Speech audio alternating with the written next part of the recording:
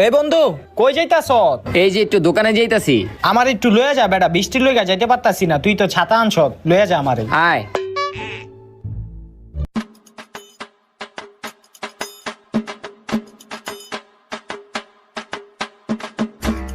ঠিক আছে বন্ধু, তুই যা, আমি বাসে যাই গা। আচ্ছা।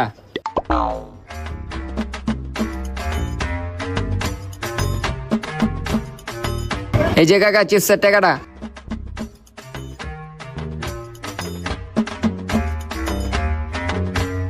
হ্যাঁ রে, বাইরে অনেক বৃষ্টি, ছাতাটা এদিকে রাহি, ছাতাটা না থাকলেই ভিজে যেতাম গা। বুইয়া চিপসটা খাই,